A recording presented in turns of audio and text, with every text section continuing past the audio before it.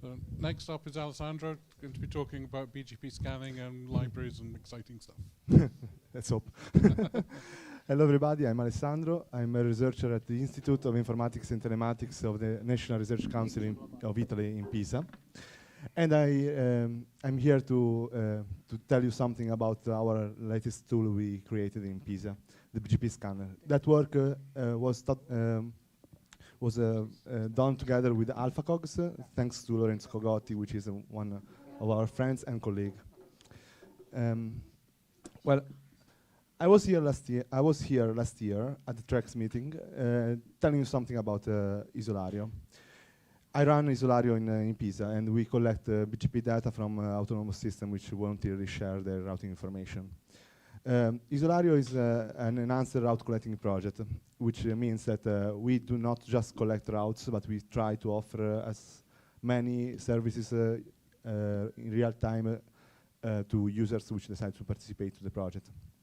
Hopefully, these services will be useful for their troubleshooting of the networks.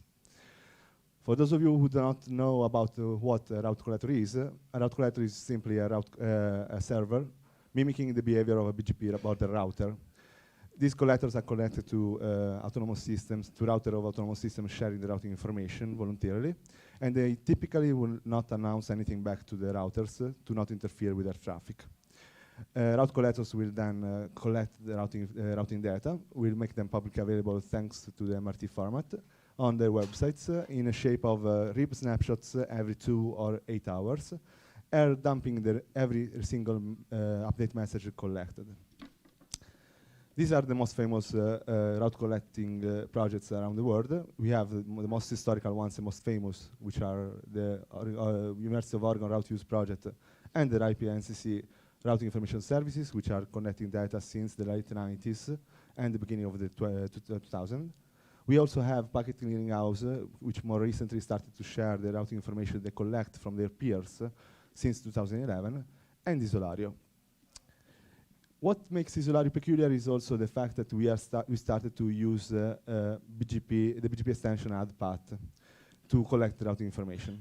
AddPath is a BGP extension that allows a BGP speaker to announce to the other speaker not only its best routes, but also every route that it receives from its other peers or provider or customers. So, for example, in this case, if my collector is connected in AddPath with the BGP feeder OS1, I'm able potentially to reveal to receive the full route of OS2 and OS4 with different path IDs. You can understand that this thing is extremely useful for route collecting purposes.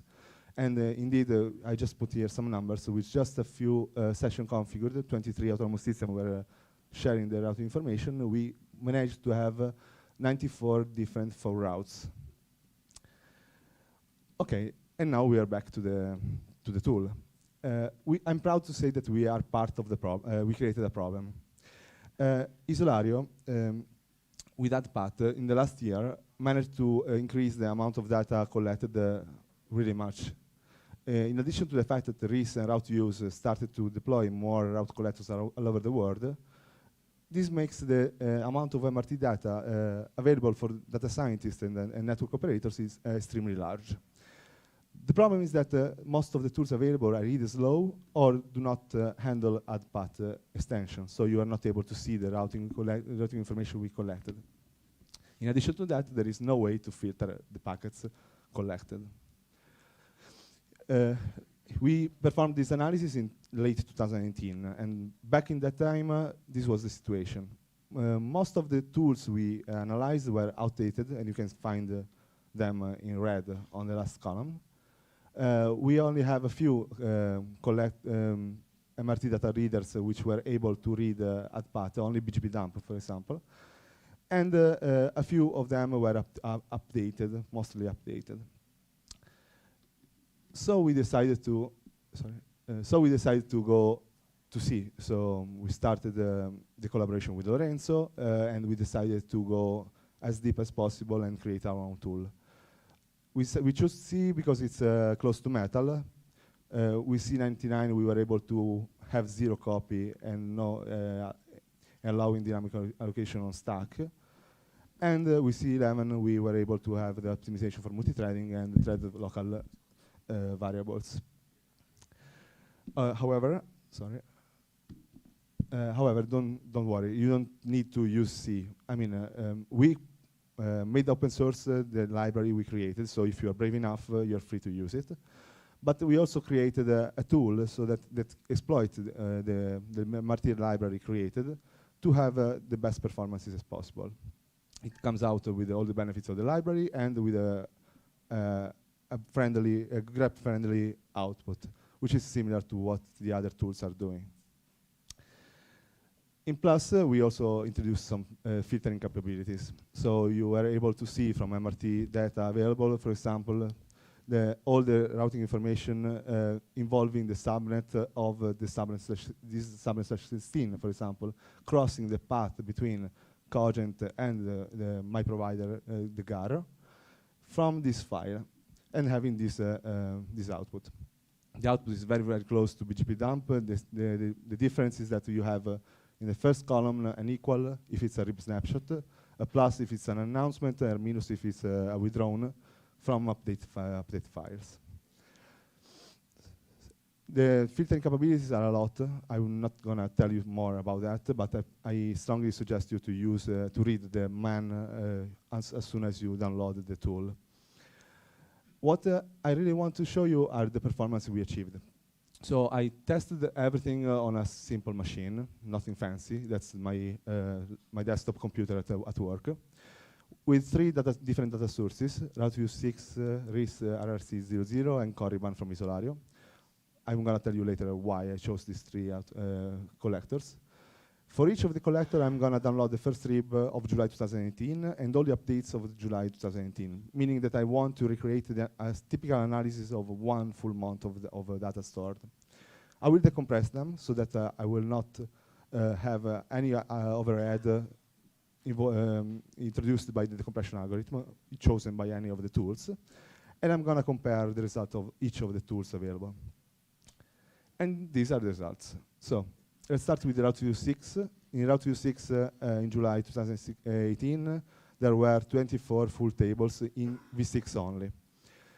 As you can see on the left, we have the graphic showing on a logarithmic scale the time elapsed for the analysis using all the tools we were able to run. BGP Scanner was running in less than 200 seconds, while every other route MRT data reader was using more than 1,000 seconds, which let you understand that, well, it's useful to use it. In addition to that, we didn't use as more memory than others. So that was nice. We went then analyzing V4 plus V6 data using the RRC00 collector of RIS. And in that case, we had 21 full tables in V4 and 14 in V6. And here is BGP Scanner took about 200 seconds, so less than 4 minutes, compared to the analysis performed with other tools, which took more than 2,000 seconds, more or less, which is 20 minutes, more or less, 20 minutes, 30 minutes, let's say. And I took off all the other tools because they were too slow, so it was unuseful to show them. Last, we go to the Korriban collector. Now, if you paid attention to the numbers on the tables I showed you, the Korriban collector is huge in compared to the others. That's caused by the fact that Korriban is hosting ad path feeds. And for example, in one single session, we were able to have 68 different full routing tables in V4 and 69 full routing tables in V6 thanks to an nog ring. This makes the data collected huge. And in that case, BGP Scanner outperformed the BGP dump, which was the only other tool which was able to read that path at that time by almost 6-7 times. So it means that if you were analyzing the internet back during that month, you would need half an hour, 1, 2, 3, more than 2 hours instead of 10, 12 hours in the other case, in the best case, because the other tools were not able to do that. Plus, if you are interested in something very particular, for example, a given subnet or every autonomous system path ending with a given autonomous system, you could have used the filtering capabilities of the tool. Here I'm showing the results applied to the last RIB of July 2018. And without any kind of filter, it took us like a bit more than 1 minute to analyze the whole data.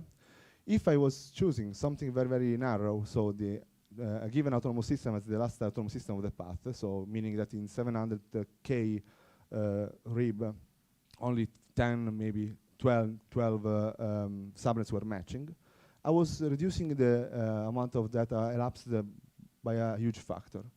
This happens because in our tool, whenever a subnet is not matching the rule that we applied, you're gonna drop all the computation following for that subnet. So you're gonna go very, very fast until you find what you need.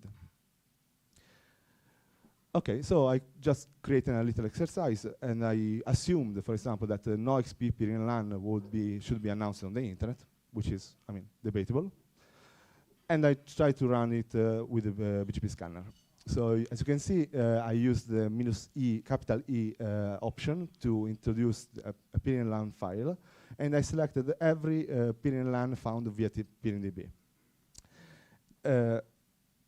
These are the results. As you can see, well, despite the fact that half of the subnets I found were in every feeder found, so meaning that it was normal to see them online. Some of them, which is on the left part of the graphics, were revealed by a very few number of feeders, meaning that those XPs running those subnets should have checked with those feeders why their subnet was announced.